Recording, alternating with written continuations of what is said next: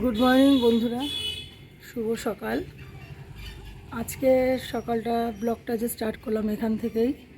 দেখো খুব সুন্দর রোদ পড়েছে আর গাছগুলো দেখো কত ভালো লাগছে। ভিডিওটা স্কিপ না করে দেখতে থাকো, সারাদিন আজকে কী কী করছি আর কী কী রয়েছে ভিডিওতে, সঙ্গে থেকো একটু।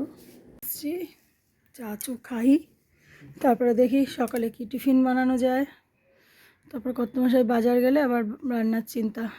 আজকে দুখানা হুডি রাখলাম, একটা মেয়ের জন্য আর মাম্মামের জন্য, আর এটা কর্তামশাইয়ের জন্য। জানি না পছন্দ হবে কি না, কারণ দেখা যাক, উনি আসুক, আসলে বুঝতে পারবো পছন্দ হয়েছে কি না। আর মা এসছে আজকে 1 মাস পর বাড়িতে। ভাত বসে গেছে আর কলমি শাক কেটে নিয়েছে, আজকে একটু কলমি শাক হবে। আর এই যে একটা ডিম নিয়ে এসছে, আজকে ফুলকপি আলু দিয়ে একটু ডিমের ঝোল করবো। শুভ দুপুর বন্ধুরা, নমস্কার। আবার চলে এসেছি একটা নতুন দিনে নতুন লাঞ্চ মেনু নিয়ে। তা আজকে কি কি রান্না করেছি চলো তোমাদেরকে দেখাই। সুন্দর করে সে রাজিয়ে রেখেছে আমার বরমশাই, দেখো। প্রথমেই দেখাই এক গামলা, এটা যে একদম গরম গরম ভাত।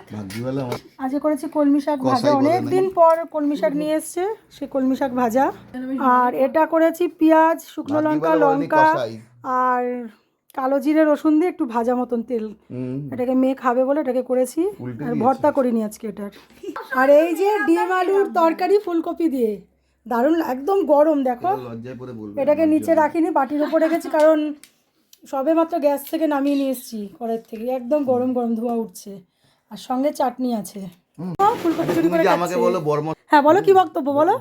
বর্মশাই সব নাকি আমারই আবদারে করো, তোমার আবদারে কি করো?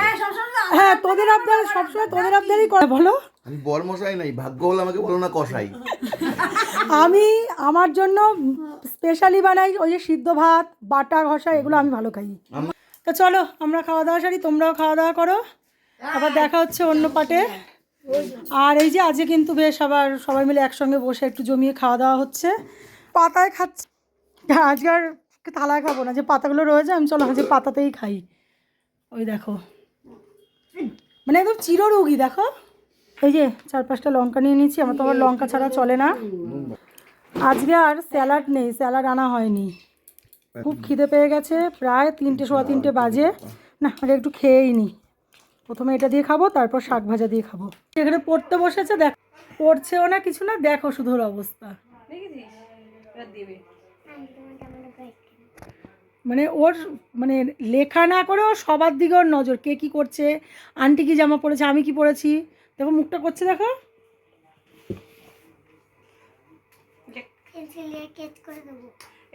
এদিকে বি উঠলাম রাত্রির 9টা, সাড়ে 9টা প্রায় বাজে। এখন মেয়েকে পড়ার এখান থেকে নিয়ে আসলাম, আর পড়ে এসেই শুয়ে পড়েছে, মানে বিশাল রাজকার্য করে এসছে পড়ে।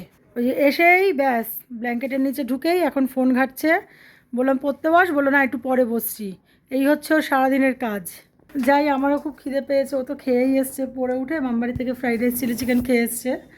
তা আমি একটু বেরাই, দেখি কাকুলির দোকানটা খোলা কিনা, একটু ঝালমুড়ি আলু কাবলি পাই কিনা, খাবো। কাকুলির দোকান ঝালমুড়ি আলু কাবলির, আমি একটু এখান থেকেই ভাবছি একটু আলু কাবলি বা ঝালমুড়ি নিয়ে খাবো, খুব খিদেও পেয়েছে। দাঁড়াও খেয়ে নিয়ে বলছি কেমন হয়েছে। চলো বন্ধুরা, অনেক রাত হয়েছে, ব্লগটা আজকে এখানেই শেষ করছি। রুটিও হয়ে গেছে, রুটি করাও কমপ্লিট, মা আর মেয়ের খাওয়া দাওয়া কমপ্লিট, আর আমি তো কর্তামশাই আসলে খাই। তা প্রায় মোটামুটি কটা বাজে, ওই 11:30টার মতন বাজে। তা আজকে ব্লগটা এখানেই, সরি 11:30 ভুল বললাম, 11টা বাজে।